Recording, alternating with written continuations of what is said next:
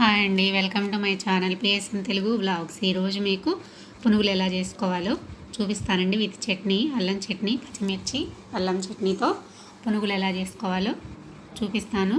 చాలా బాగుంటాయండి, క్రిస్పీగా. మీరు కూడా ఒకసారి ట్రై చేయండి. ఫస్ట్ దోశ పిండి తీసుకున్నానండి నేను. అందులోకి ఉల్లిపాయలు, పచ్చిమిర్చి, కరివేపాకు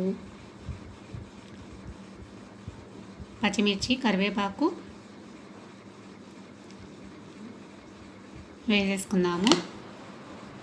తర్వాత వచ్చేసి కొత్తిమీర అండి, కడిగి పెట్టేసుకుని వేసేసుకుంటున్నాను. తర్వాత జీలకర్ర,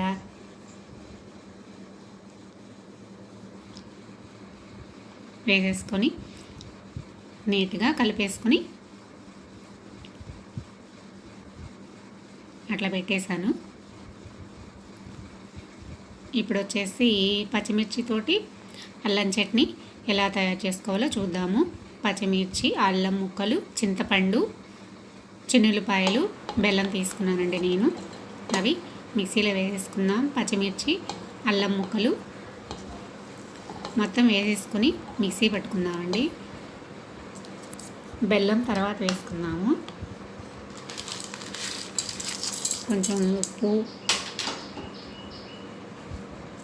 అవన్నీ వేసుకొని మిక్సీ పట్టుకుందామండి. మిక్సీ పట్టేసుకున్నాం కదా, అందులో ఇప్పుడు బెల్లం వేసుకోవాలి. అల్లం కొంచెమే తీసుకోండి, చాలా ఘాటుగా ఉందండి, అందుకని అల్లం చిన్న ముక్కే తీసుకోండి. చూసారా, చట్నీ అయిపోయింది కదా, దాన్ని ఒక బౌల్లో తీసేసుకున్నాను. అది కొంచెం వాటర్ పోసుకొని కలుపుకోవాలండి, గట్టిగా ఉంది కదా, కొంచెం వాటర్ పోసుకొని కలుపుకుంటున్నాను. అదిగాక కలుపుకోకపోతే ఘాటుగా ఉంటుంది, అందుకని చెప్పేసి కొంచెం వాటర్ కలుపుకొని కొంచెం వాటరీగా ఉండేటట్టు అట్లా కలుపుకోవాలండి. కలుపుకున్న తర్వాత దానిలో పోపు పెట్టేసుకొని వేసేసుకుందాం అన్నమాట. చూసారా, అల్లం చట్నీ అయితే నీట్గా రెడీ అయిపోయింది కదా.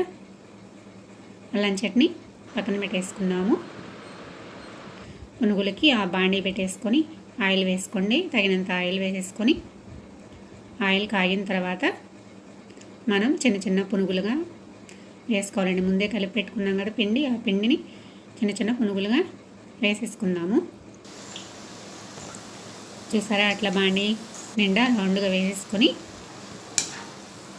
కలుపుతూ ఉండాలండి, ఎందుకంటే అవి ఒక్కొక్కటి అతుక్కుని పోతాయి కదా, అందుకని చెప్పేసి కలుపుతూ వేయించుకోవాలన్నమాట.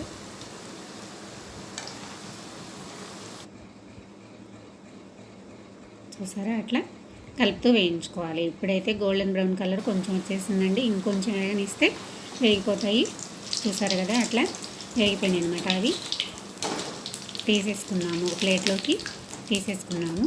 అంతేనండి, చూసారా, ఎంతో కరకరలాడే పునుగులు రెడీ అయిపోయినాయి. ప్లేట్లోకి తీసుకొని విత్ అల్లం చట్నీతో సర్వ్ చేసుకుందామండి. చాలా బాగుంటాయి. పొద్దున పూట టిఫిన్లా చేసుకోవచ్చు, ఈవినింగ్ స్నాక్స్లా కూడా ట్రై చేయొచ్చండి.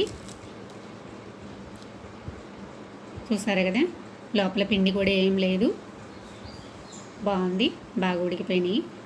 ఓకే ఫ్రెండ్స్, ఇది ఇవాళ వీడియో. మీకు కనుక నచ్చితే లైక్ చేయండి, సబ్స్క్రైబ్ చేయండి, షేర్ చేయండి.